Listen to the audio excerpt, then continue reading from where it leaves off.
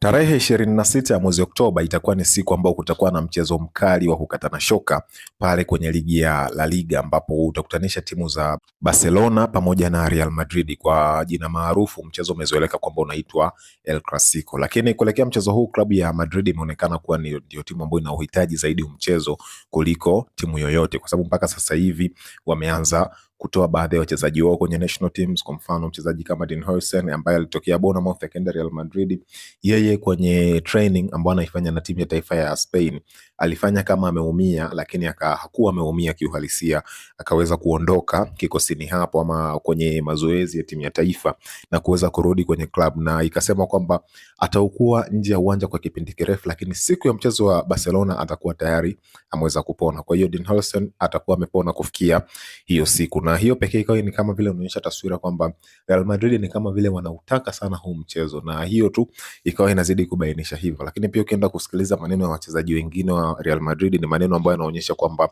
wamepania kweli kweli. Kumbuka kwa msimu ambao umeweza kupita, Real Madrid wameweza kufungwa mara nyingi zaidi kuliko vile ambavyo wao wameweza kushinda. Walifungwa michezo mitano huku akiweza kufungwa magoli mengi karibu katika kila mchezo, na hiyo inahusisha kwenye ligi mara mbili, lakini pia kwenye makombe mengine ambao pia na wenyewe waliweza kufungwa. Kwa hiyo ni kama vile wamekuwa vibonde wa Barcelona kwa misimu hii miwili ama kwa msimu ambao umeweza kupita. Kwa hiyo wanaonyesha kuutaka sana mchezo huo, lakini pia Barcelona wanaweza kuingia kwenye huo mchezo wakimkosa mchezaji wao muhimu Lamine Yamal, lakini pia watamkosa mchezaji wao Dani Olmo, lakini pia watamkosa Ferran Torres ambao wao wanapitia majeraha kwa kipindi cha hivi karibuni. Kwa hiyo ni wachezaji muhimu ambao watakosekana kwenye mchezo huo, lakini bado mchezo huo unakuwa na mvuto wa kipekee yake kwa sababu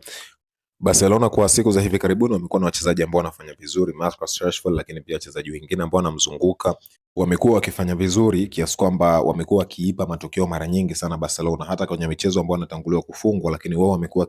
kirudi na kutoa matokeo mazuri kabisa ambayo amekuwa akifanya Barcelona iendelee kuwepo kwenye ramani ya ubingwa wa ligi ya La Liga pale katika nchi ya Hispania.